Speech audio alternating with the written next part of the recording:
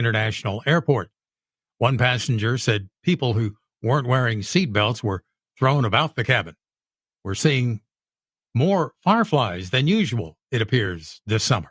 But scientists say the lightning bugs are still on the decline. A wet spring may have created the ideal conditions for young fireflies to grow into adulthood and set the summer nights aglow. While evenings may seem a little brighter this summer, the bugs are actually waning at a faster rate than ever before. But experts say to look out for the fireflies, turn off the lights, and avoid spraying front lawns with insecticides. Jason Walker reporting. More on these stories at townhall.com. I'm John Scott. The following is an America Matters media production. The views expressed do not necessarily represent those of the station or its advertisers, although we think they should. But that's the opinion of America Matters Media. Vote for me, oh, such a breeze. It's just another word for nothing left to lose.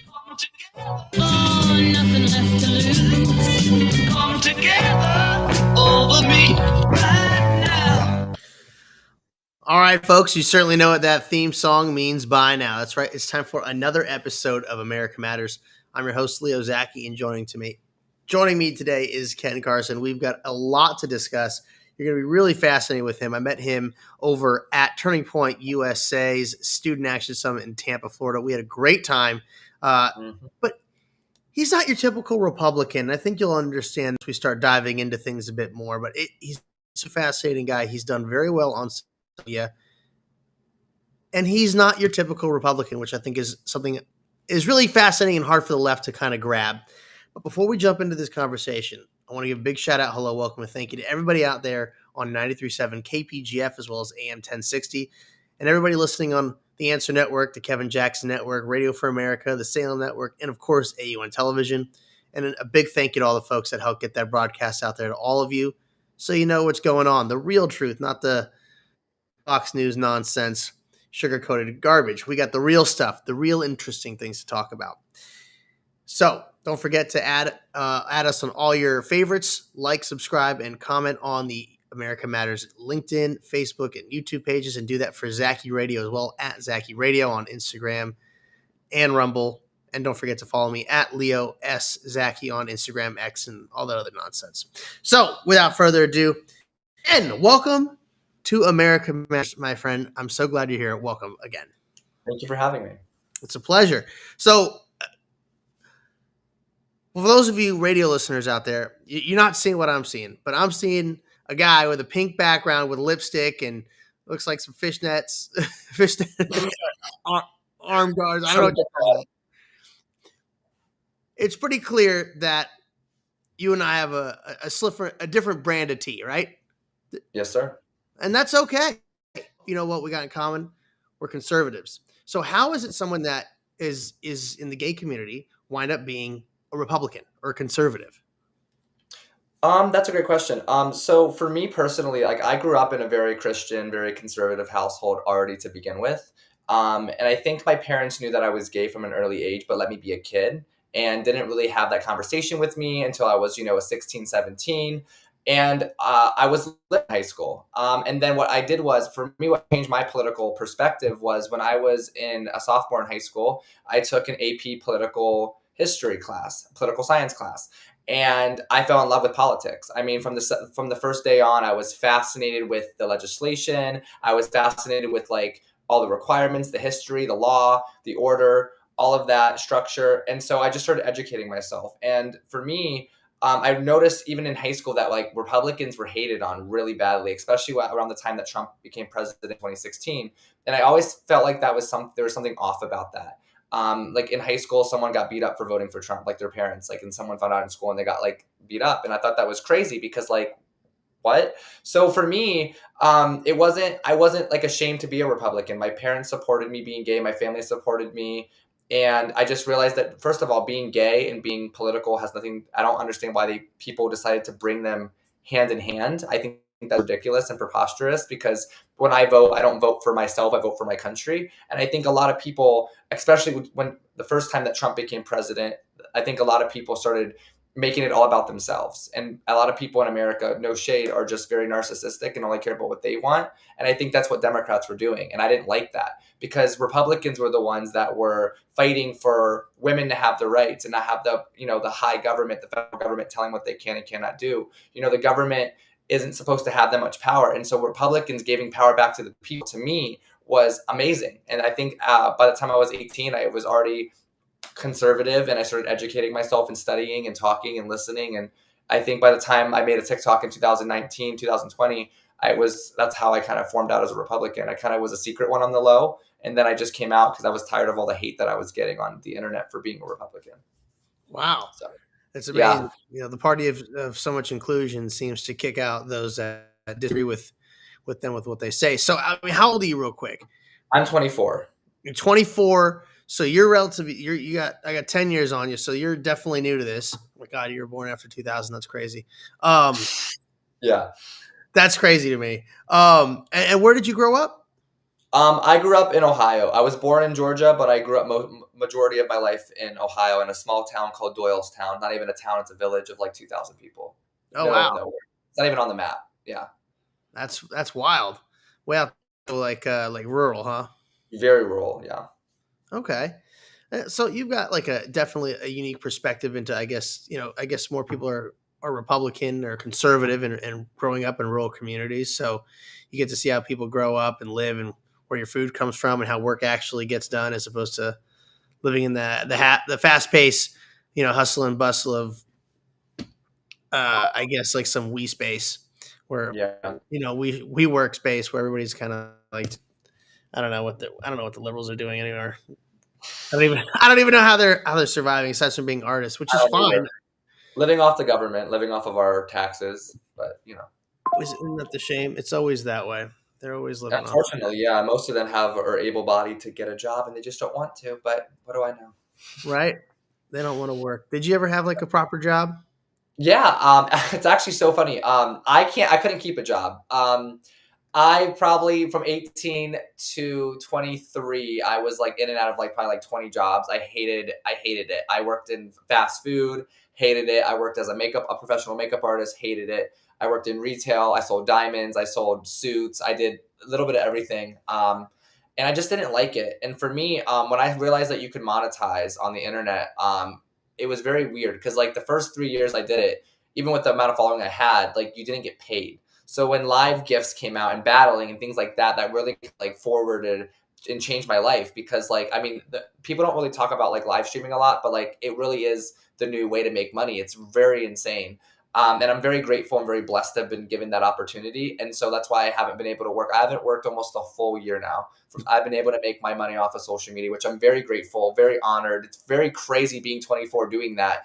But yeah, social media definitely has changed my life, and I've probably changed a lot of other people's too. That's fantastic. Well, I'm glad it's worked. Well, look, we're going to talk more with Ken Carson when we get back. I'm Leo Zaki. This is America Matters. Stay tuned.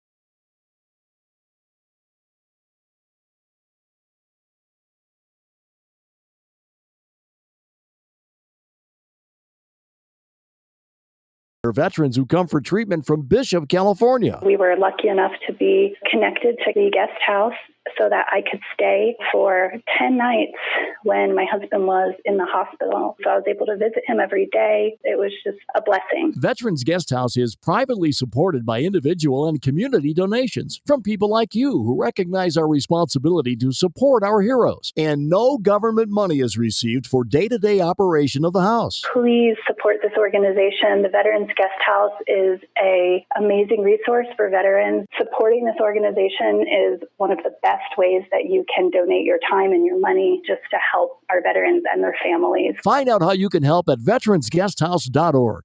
At A Proper Fit Footwear in the Reno Town Mall, we've been accomplishing happy feet for over 30 years. We offer a various range of shoe styles and sizes for both men and women. From all-season shoes and orthotics to work boots and safety shoes, our professional and reliable staff possesses the knowledge to help you find the proper shoes to fit your needs. Hard to fit? Hard to find? A Proper Fit Footwear is here to give our customers happy feet. We make people aware of potential foot problems as we're sizing their feet. suggesting the right arch support and guiding them to the proper shoes for their needs. Stop by a Proper Fit Footwear at 4001 South Virginia Street in the Reno Town Mall today and allow the owner Mike Jones and our fabulous staff to find the perfect pair of shoes tailored to your specific needs. A Proper Fit Footwear in the Reno Town Mall, the home of Happy Feet, where comfort and your feet meet. To join the conversation, call 844-790-TALK. That's 844-790-8255. Now back to the show. All right, folks, we are back with America Matters. I'm Leo Zaki, and joining me today is Ken Carson. Well, he's an influencer. He's got over 1 million followers. At least you've had over 1 million followers multiple times, but unfortunately, censorship from big tech, whoever else is controlling our radio waves, NSA, CIA out there, they don't like what you have to say, and they've been silencing you. But you've managed to break through and make this something that you can turn into a career but you do this because you're passionate. You talk on the internet because this is stuff you care about. You're not just doing some silly face making a noise, getting paid ridiculous money. And not everybody can get out there. To become somebody on the internet, you got to want to do that. A lot of people want to stay anonymous. I know I've always been that person that wants to stay anonymous, but you have kind of just thrown yourself into it. But you've done it from a Republican perspective, which definitely is even harder to do. How do you think you found your success with that? Well, one thing that I've always been on the internet is authentic. I think authenticity, especially with being like a content creator or public figure or something like that, I think authenticity is very important. People, you don't like the fake person behind the screen. People can see right through the fakeness. And for me, I've always been a firm believer of being yourself unapologetically. And so when I started on the internet, I was myself. I was very passionate about the things I was talking about. I still am. And I think that being myself and also being passionate just brought in a bunch of people, as well as also just like mixing makeup and politics. Because before there wasn't really anybody, especially in the TikTok community, doing that. There was no one doing their makeup and talking about politics or getting full glam, being a gay Republican and saying the same things that a straight Republican would say and agree with. So for me, it's been super insane and surreal. But I've also and formed a bunch of beautiful bonds and relationships with people along the way too, because I've connected with them. To me, I don't just look at people on the internet as like a follower or just a number. I actually see that person as a human being and try to connect with them, because the most important way to learn more is by talking to people and listening. And so for me, I love perspectives, especially when it comes to political ones. So I've just listened and talked, and I guess over time we've all grown up together in a way. Well, I think that's a really great perspective. Being able to say like, I'm growing with this, and everybody else is too. And you found a different market. So I don't watch makeup tutorials. I know they're out there. Yeah, no, of course. But no, I mean, look, you look like you're doing your makeup pretty good. You're having fun with it. Yep. So you're obviously you're gay.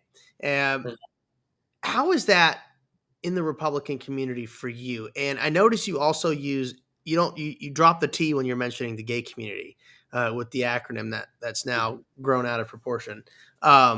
So what's up with that? Why do you do that? And two, I know there's a lot of religious people in the Republican Party, and they might look at you in a negative light. Of course. How is that? Well, for starters, the LGBT should have never even been in the same community of group of people. And I know people are going to get mad for me for saying this, but it's the truth. In the DSM-2, they state that gender dysphoria is a mental illness. And when you look at the DSM, gay, lesbian, and bi are not in that. And that's just a government document. So for me, also with being on TikTok and watching how the trans community has acted with people like Lily Tino, Jeffrey Marsh, people like that, it gives you a very bad rep and a bad taste. Not to mention, I'm a firm believer of protecting children, and I don't really care if you're 16 or 12. I don't really care if you're under the age of 18. No child should be on hormones because it's very detrimental to one's health. A human brain is only isn't fully developed until around the age of 25. So when you start feeding someone unnatural chemicals and unnatural things that are not natural to that one person's body, it's going to mess them up over time. And then you see down the road, we have all these complications. On top of that, like, there's nothing wrong with being trans. I want to preface that just to say that, because if that makes you happy and you're an adult, that's fine. But, don't promote it to someone else's child, and just don't tell us about what you're doing. The same way about people don't want to hear about what gay people are doing in the bedroom is the same way I don't want to hear about what you're doing in the surgery room. I don't want to know about your surgeries. That's just not my business. And I think as society, especially when it regards to the LGB and the T, we've become very comfortable talking about sexual things, and that's not appropriate. And that's just how I was raised. And I think that even now with social media, people are very, very comfortable being inappropriate and being sexual and very disgusting. And that's not no one's business. It's bedroom talk, and it's meant to stay in the bedroom. No, I totally get that. The way that we see these pride parades, they're like hypersexualized, and you have children in attendance, and it's really sexual exhibition, and it's out there on public display. And I always joke about, well, what if we just had like a straight pride day? And I was like, oh yeah, I love boobs in my face, Down for that sounds fun. But also going off of what you said, asked about the second part to the question was about like, how do I think Republicans would feel about me? Because obviously I'm very like not the normal Republican. Right. From my perspective, I've been to a lot of Republican events now. I'm very honored and grateful to be invited to these things. Republicans have never had a problem with me, even in real life. I get noticed a lot in my area. People ask me for pictures, which is so crazy and cool. So like the straightest man, people that would be like, you would look at them and be like, oh, they don't like gay people. They come up to me and be like, dude, I love what you're saying. People are very appreciative of the things that I've said and done. So Republicans have actually treated me more like family than Democrats ever have. They've always been kind and supportive. And, I have people say, I don't agree with the makeup thing or the gay thing, but the fact that you're standing up for what you believe in and we have the same ideologies, that give me respect. And I think Republicans are a lot more mature. So even if they don't agree with me, they're not going to disrespect me. They'll tell me I don't agree with your lifestyle, but they appreciate the words and the sentiment that follow through. Yeah, and you know what? At least they're civil enough to have that decorum with you and give you credit where credit's due. Because being a conservative voice nowadays it just shuts you out of so many things, because people just assume that you fall into this camp of racism and all these, which is so ridiculous. I hate how we always have to go back to that.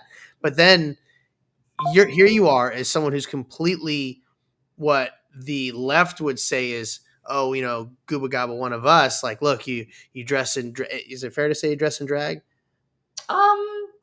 That's fine. Yeah, drag's a lot more crazy. I'm like, my haters say it all the time. I'm like the Walmart version of Jeffree Star.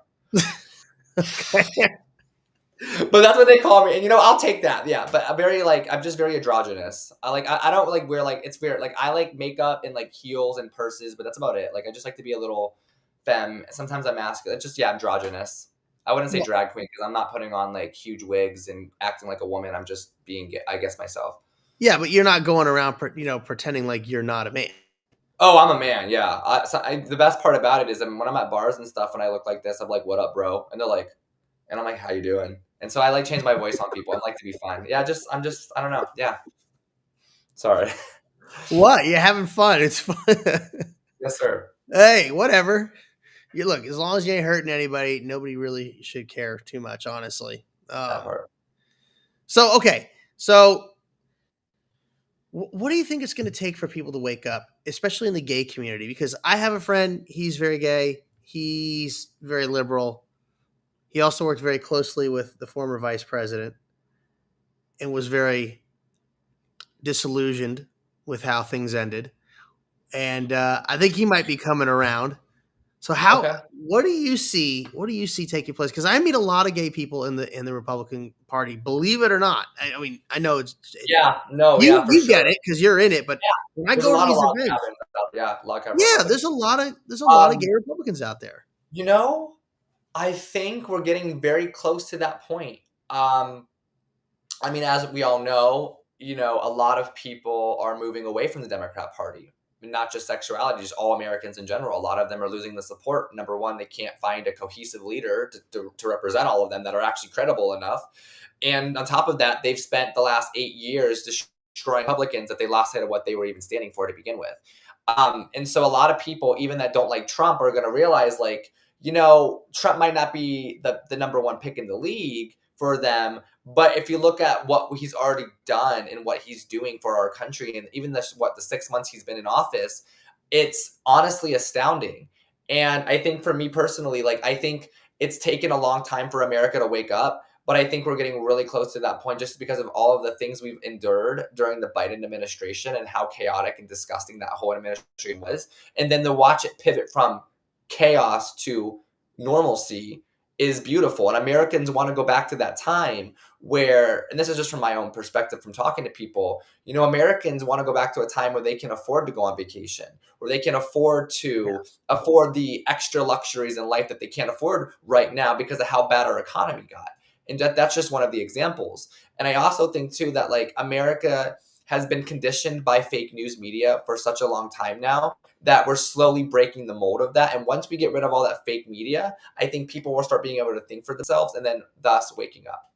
Yeah, and I think that's really the secret here is that I see this big divide between the older generation of Republicans and the younger generation of Republicans, where the boomers, if you will, they fixate on Fox News in the mainstream, whereas the younger generation like ourselves totally ignores it. I mean, sure, like, if it's big enough, we'll hear about it, like, stuff that they're talking about in the news, but typically it's stuff that goes on social media, which you're a big proponent of. Mm-hmm. Yes, sir. So, I mean, what was the big video that kind of gave you that breakout? For me? Yeah. Actually, it was the first political TikTok I ever made. That was like the first one that kind of catapulted me. Was actually on election day. It was November 5th, 2020.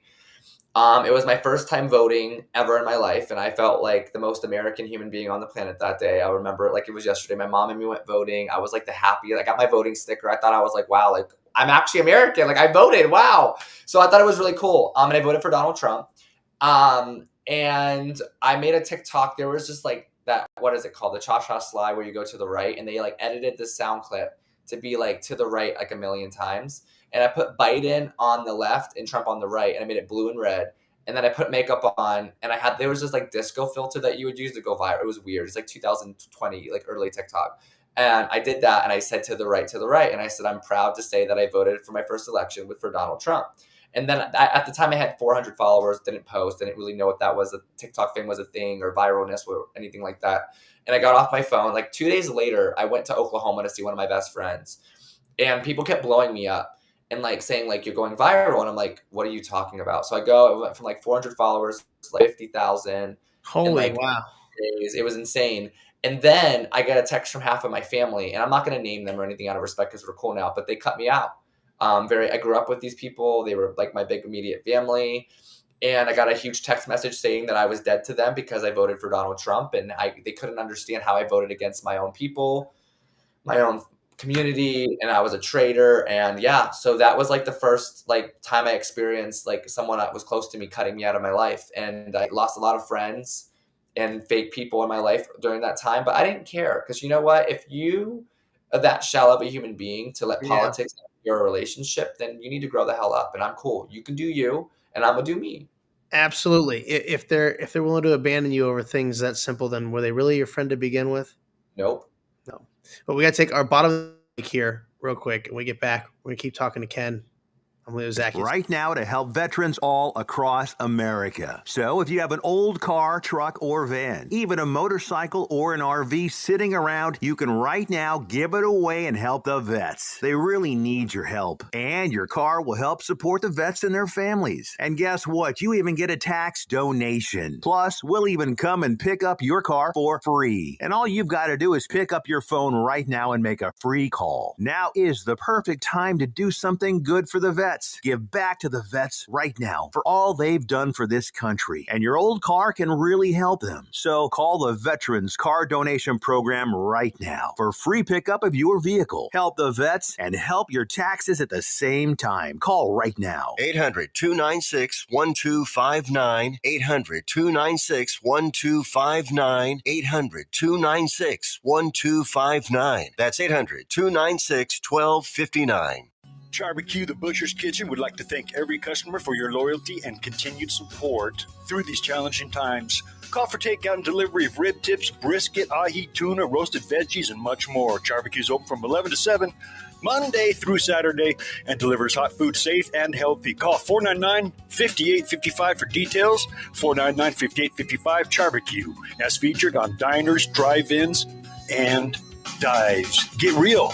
Get into Barbecue Reno. Can you define the 4 different parts of Medicare? Do you have Medicare prescription drug gap coverage? At Nevada Senior Advisors, we will walk through the different parts of Medicare, including Medicare Advantage, Medicare Supplement, Part D prescription drug plans, to help you determine which option is right for you. Visit nvsenioradvisors.com, call 775-674-2223 to set up an appointment. Nevada Senior Advisors is not affiliated with or endorsed by the Federal Medicare Program or any other government agency. Calling this number will direct you to a licensed sales agent. Want to expand your advertising dollar? Sponsor this or any America Matters program by calling 775-827-8900, extension 2. Now back to the show. All right, folks, we are back with America Matters. I'm Leo Zaki, and joining me today is Ken Carson.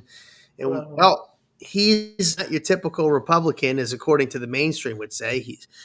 He does makeup. He's got a huge following on social media. He's a younger generation. There's so many things that everything the left would say should be a Democrat. And he finds conservatism to be his home. It's an amazing thing, but that's, I think, a great representation of what's actually happening in the world today, and especially with the younger generation, because we're waking up to this crap. We're not going to just accept the lies as they're being thrown in our face by the media or by the government. And like me, Ken, you're not afraid to speak out against either side, especially when they're in the wrong. Yeah, I mean, I 100% agree with you on that. I think people forget we're a bipartisan country. And regardless if you're left or right, I think you should be allowed to, well, you are allowed to, but you should question the people in office, because we forget a lot of the time that it's we the people that have the power. Right. And we spent so long letting the government have the power and letting them think that we don't know. And I think that, like you said, like people are waking up to be realizing, like, we, the people, have the power to remove you. We put you in office, but we also have the power to remove you. And the government thinks they're too powerful. So I definitely agree with you on that. Yeah, and what we've been seeing here too is that these people that have been in government for so long, they feel that way because they've been there forever and they feel so comfortable, and that they've sort of created these webs of power within the party that help prop them up, whether it's through things like what we're seeing with the Epstein list, or they use their influence with their finances like Nancy Pelosi does. A woman who perpetually runs for Congress, doesn't need to run a campaign, raises a ton of money, and then uses that money to then fund other Democrat candidates around the country. So that way she kind of says, well, you wouldn't be here if it wasn't for me, sort of thing. Yep. And it's a problem. And I mean, I think as a whole, the younger generation realizes this. And we're starting to see a lot more younger people get into politics. And I think it's great because it's our turn, damn it. Yeah, about damn time, yeah. You've got a pretty good, acumen for what's going on. And obviously, I think the whole country is upset about with what's going on with the Epstein list not being released in its entirety. And just this whole stringing along. And now we're hearing that maybe we will, maybe we won't, but I don't like the game. I don't either. It's frustrating to all of us. So do you see yourself getting involved in politics more, like taking an active role, getting elected into office by chance? I mean, the game. Yeah. So originally I was going to run for my district for House Representatives, and I met with my GOP and my county, and they love me, but they're like, Ken, like, just promise me, just take 2 more years of studying, it'll be great. And for them to tell me that, what they could have said, something, lied to me or for failure, but they just were like, you're 24, just do 2 more years of research, 2 more years of, experience, and then you'll be perfect to run. So that's what I'm going to do. I'm doing more campaigning. I have an interview in a few weeks with Vivek's team for governor. I'm going to help him campaign and work on his team for him to win governor's seat in Ohio, because I love Vivek, where him and I are like 98% alike politically. So do I want to run one day 100%? But before I do that, I'm very about like being right and knowing what the hell I talk about. And, I know a lot for my age, but I still feel like for me, there's still a few more things I need to learn or grow on or work on. But yeah, for one day I am running for president. That's going to happen. I've been saying that since high school. I will be the first out openly gay president. Sorry, Michael. But so yeah, so I want to run for president. It's one of my dreams, and I will be president. I always am about manifestation, and I think I do great. But as of right now, I'm just campaigning for people, talking. I might be speaking at Turning Point next year Oh, a few cool. times. I have an event on Friday at Kent State University that I'll be speaking at for the Young Republicans, which is insane. So I'm gonna get more out there with speaking at things right now. By the time I'm 30, though, I will 100% either be in House Representatives or working somewhere in government, though, for sure. That's awesome. Well, you've got big aspirations. I love that. Thank you so much. But look, you're also young too, which I really love as well. So you've got a few years because legally we can't run till we're president till we're what 35. 35, and then it's Yeah. 20. It's 25 for House Representatives. So yeah, so you're eager though, and you've got a Yeah, plan very eager. on how to get there, which I think is awesome. Oh, I wish more people did. Did they have civics in school where you were growing up? No, there was just an AP political science class. That was about it. That's it. The one class, and you're just like Yeah, then they had like AP AP too because you're an overachiever, right? Yeah, it wasn't AP. I think it was great, but I think they should have more civics classes in school. I 100% think so because we don't teach our youth about politics. It's kind of like from my perspective, like I became an adult and had to figure it out for myself. I didn't really have any knowledge. Like school never taught us about. Yeah, we knew about Republican and Democrat, but we never actually knew the logistics of either side. So Yeah, and I think it's kind of designed that way. Unfortunately, nowadays they want to keep the youth dumb and docile, and just smart enough to work the jobs and the machines, but not smart enough to ask the real tough questions as to why life is so expensive. Yeah, and so you grew up in rural Ohio, which is a little bit different than growing up in a place like where I'm from, like Los Angeles, where I'm sure things are expensive there, but my God, the difference in what you can get for a dollar, I mean, it's amazing just in this country alone. Mm-hmm. And the way people live and they grow up and what they're exposed to. I mean, I feel like a lot of people in California, because there's two sides to California, really. You have the rural agriculture, beautiful parts, and then you have the Democrat-controlled cesspools that are full of homeless and falling apart. Yeah. And people are spending over $2,000 a month for a studio apartment here in Los Angeles, for example. And they're paying $20 for a Haley Bieber smoothie at Erewhon. Love Erewhon though, so good. I did try when I was just in Anaheim, so I definitely stopped at Erewhon when I was in LA.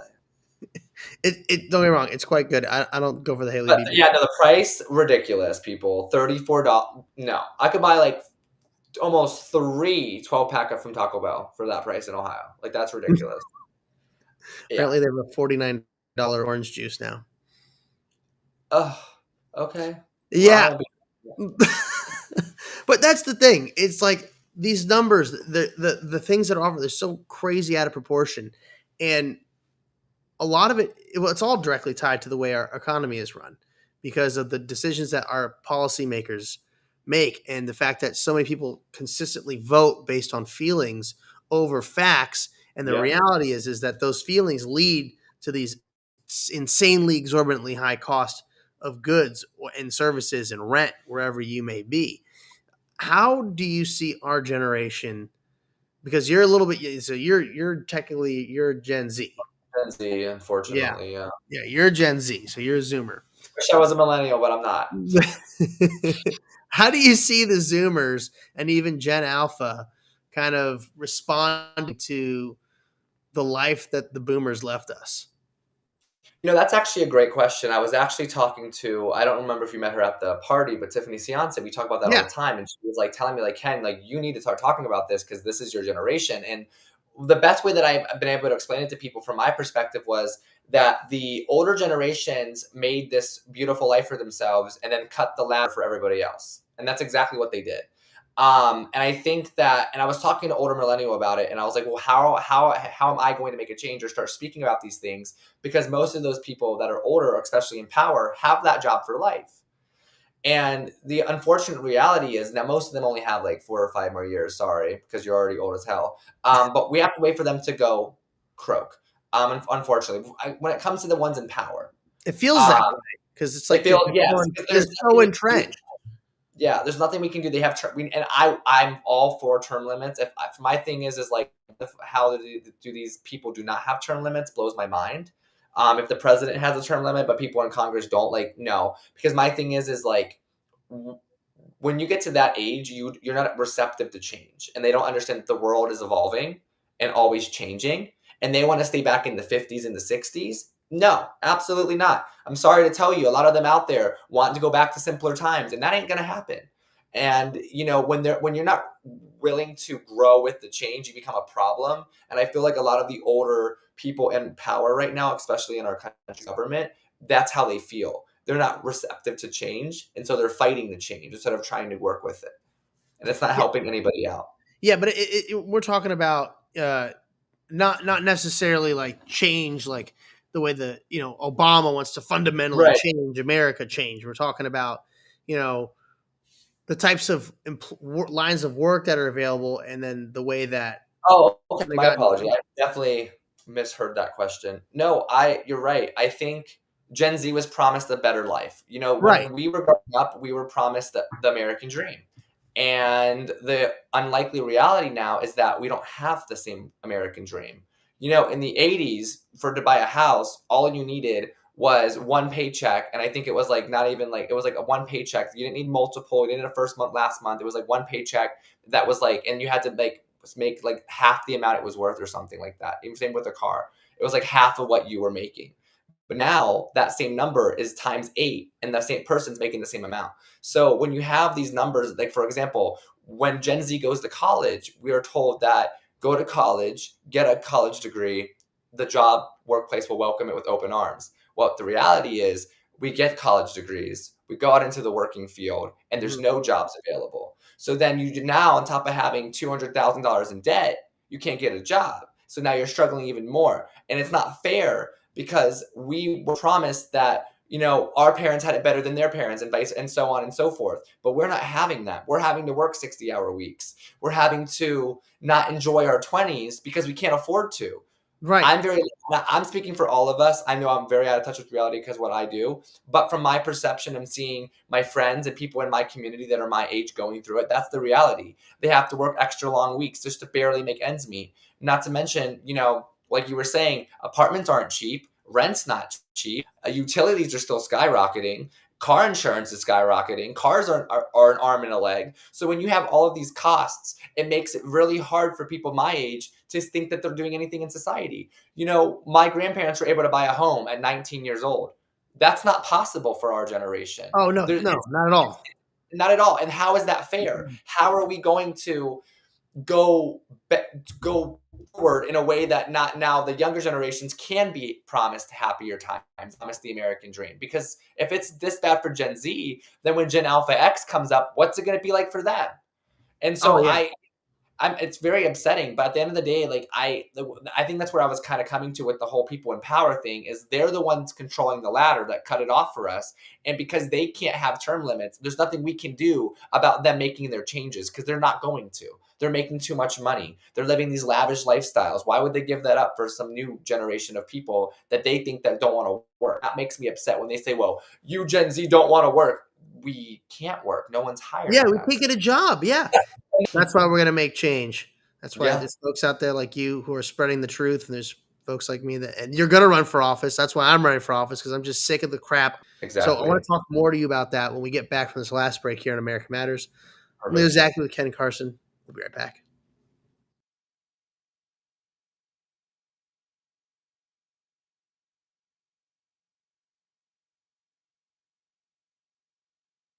I'm Andrew Saul, Commissioner of Social Security.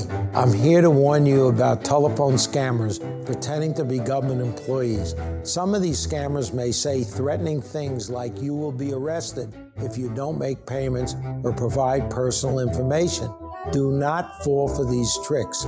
These calls are not from us. Real Social Security employees will never threaten you for information or money. If you receive a call like this, hang up. Never give the caller your personal information, like your Social Security number or bank account, or send money in any form, cash, gift cards, wire transfers, or prepaid debit cards.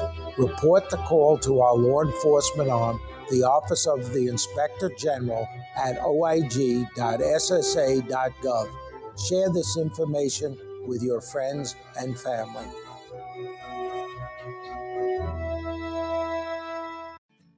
The Delta and Bonanza saloons in Virginia City are simply elegant. Imagine ascending the grand staircase and being surrounded by the Victorian elegance and grandeur of the historic banquet rooms. Original crystal chandeliers, mahogany bars, and oak dance floors highlight the eloquently appointed spaces. A truly romantic and unique setting for your wedding, banquets, or holiday parties. Detailed ceremony and menu planning ensures your special event is a memorable occasion. With just one call to Jesse at 775-847-0789, all of your arrangements will be handled by their experienced staff with your every expectation in mind, including cakes, flowers, photography, videography, music, and party amenities. Complete ceremony and reception packages are available, as well as their famous themed weddings. Since 1865, the Delta and Bonanza Saloon's guests have come from every state in the union. Now it's your turn. No event is too large or too small. Let the Delta and Bonanza Saloons plan your next incredible event. Call Jesse at 775-847-0789. Unable to listen to the whole show? A recording of today's program will be available later today. Visit americamatters.us and click on the podcast link. Now back to the show. All right, folks, we're back with America Matters. I'm Leo Zaki, and joining me today is Ken Carson, and we've been talking about politics and how he has just kind of blown up on the scene for a few years now, where he's a conservative political commentator who's gay, which is totally fine. We got a lot of those in the Republican Party. And how we're both in the same sort of boat as the younger generation. We're feeling disillusioned from the aging Republican establishment media party. And we've kind of got our own vision on things. But, before we jump into it, Ken, tell everybody how they can follow you, where they can get a hold of you, because you've got a lot of great content out there. Thank you. So on TikTok right now, and by the time you probably find it, it'll probably be banned again. But right now, I think it's Ken Carson Beauty on TikTok. My YouTube channel is what is my YouTube? I think it's Infamous Ken, and then Instagram is Call Me Kendall. I'm more active on Instagram than anywhere else, and my Twitter or X is Red Ken Carson. Make sure you follow him on all those. Ken, there's something we were discussing off air, and it's been something that I have been labeled a quote-unquote conspiracy theorist for. But, the more we see these videos coming out, and the more you think about it, you look at photos of, are those really their children? Or, or you see Big Mike Michelle dancing on Ellen, the gaffes that she, whatever you want to call it, has had, saying, as a man in a recent interview, or when Barack is with, Bear Grylls out somewhere doing some hike, saying, my husband, Michael. Yeah. That's very, Joan, we all know why Joan Rivers died. I mean, she did that first, and a few months later she died. And let me take it to the bank. The timeline adds up. And right. Joan Rivers lied. She never lied. Sorry. Right. 4 days apart, the political, Hollywood insider. It was like, oh my God, it was insane. Plastic surgery. She's just getting plastic surgery. This woman's had it 1,000 times. Yep, everybody knows Michelle's a man. Yep. And then 4 days later, no more Joan. And I think that was kind of like, for me, I remember, because I was I'm sure I was in high school when she died. I knew it was weird because I remember her it was all over the news when she said it. And, people were speculating. And yeah, I think how do I say this? Conspiracies are, from the order that I'm getting, are realizing that conspiracies are just the truth that people haven't came out and actually admitted to yet. I mean, not all of them are real, but a lot of the ones, especially when it comes to our government or our history or something that happened in America, 9 times out of 10 people, it's normally the truth. Whether it's a little construed or not, like people aren't gonna like people try to hide the truth. And one thing that people fail to realize is no matter how much money and power you have, the truth always prevails. And I think that's why they're all scrambling right now when it comes to like the Epstein list, is because all of you Hollywood people, you're on it. Okay. The royal families, you're on it. You put politicians, you're on it. Like we know. And I think that that's why I think Hollywood and DC and just the whole government world is shaking right now and acting all weird, just because they know that they're guilty. And my thing about it is like, you could say it's conspiracy. I've seen my own fair share of things that have gone on at that time, or with Epstein. I've seen documents. I've seen some of the names. Like, people are sick, and those people should not be allowed to be around anyone. They should be locked up, and it shouldn't matter if you have money or power. I feel like right now in our country, when you are rich and powerful, you get away with a lot more.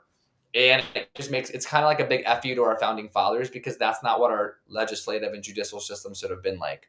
But I feel like right now in 2025, you have more corruption getting away hands-free than innocent people. So Yeah. No, I agree. And, but that leads into the censorship component, because you're right. I agree. The truth is the most powerful thing.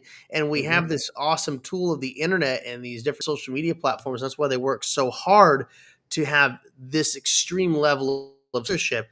When people who have dissenting voices come out there and start saying the ugly truth, they get silenced. You've been a victim of that. I've been shadow banned myself. I mean, you've literally had an account with over 1.3 million followers deleted. So you're no stranger to this. But that's really what it comes down to, is that they're afraid of the truth because of what they're doing is so nefarious and it's so dirty and it's so underhanded. Yeah. And that if the actual people knew what was going on, they'd have no business being around government. I agree. Yeah. I think it's just a point right now too, where it's just like, I guess, defeating, because like, most of the people that are being censored, like, at least in the political climate, aren't doing anything wrong per se. Even for myself, making 24 accounts and getting banned on each one of them, like, to me, the violations made no sense. Like, I don't bully and harass people, but people are allowed to come in my life and tell me to end my life. And TikTok, if you say anything, well, you're bullying. Like, so for me, I think that it's became a point now where people don't even want, at least on the left, I think that their brains are so mushed out that the truth, even if it's in their face, is just too much for them to handle. And instead of acting like indoctrination. Exactly. Like, they don't know how to act. A lot of these people have healthy mindsets and are very mentally ill. And when you brainwash people, like, for example, with hypnotherapy, when you hypnotize someone, right, and they start believing it, and then you wake them out of it, a lot of times, 9 times out of 10, their brain is going to crash out, because especially for how long they've been believing that lie. So, like, these people have been lied to by the media for 5, 6, 7, 8, 9, 10 years. And now when the truth's coming out, their brains start going through this process where instead of trying to educate themselves, they don't understand. So they start freaking out and mass reporting and cussing and threats and suicide threats and showing up at people's houses and acting crazy because they've been living in a lie. And censorship, thanks to Obama with the Smith-Mundt Act, that's exactly why we have the propaganda we do in our country. It's definitely changed millions of Americans' brains in a way. And I think moving forward as a society, if we're going to stop it, we have to take away the people that are giving into the problem. When it comes to like media show hosts or radio hosts or celebrities, like people that are speaking up about things that they know are wrong and they're trying to conform a vote or conform people to believe their ideology, it's not going to get away with anymore, especially with Donald Trump cracking down on people that are disgusting or evil or hurtful or lying or brainwashing people. Justice has to be held and accountability has to be taken. I agree. And that happens. That should happen to all sides, not just one. It's not just the one who's in power weaponizing it on the other side. Everybody needs to be held accountable. That's why when when this Epstein stuff has been going on, and everybody's like freaking out, some people are like defending Trump and this and that. And it's at the same time, I'm like, no, you can't just have blind allegiance to this guy. Like, yes, is he doing a lot of good things? Absolutely. Is he batting 1,000? Absolutely. But we need to know about the truth. And when people care things that are important, like, oh, I don't know, are my world leaders being blackmailed? That's kind of a big deal. And when people are going out and spreading false information, uh, um, purposefully, when they're doing that, to change the way people think and to totally mind warp the way that the thought process is, that's a problem. And I know even though Obama legalized propaganda, it's not conducive to a whole and healthy society. Yeah, And we've kind of fallen away from that. we have. But the younger generation, our generation, Ken, says no more to this bullcrap. Mm-hmm. Exactly. I think it's important, especially for like when I started doing like political things when it started on TikTok. There weren't a lot, especially gay people, few and seldom back then. But it wasn't really a thing yet on TikTok where there was a community of people that we have now that I can call my family and friends that were standing up and using their platforms or getting platforms to speak up about these things. And uh, over the last 5 years, I've watched so many people start speaking out and standing up and getting involved in their country and getting involved in their government and standing firm on their basis of truth. And it's beautiful. I think that we still have a lot of people we still need to try to educate or bring truth forward too.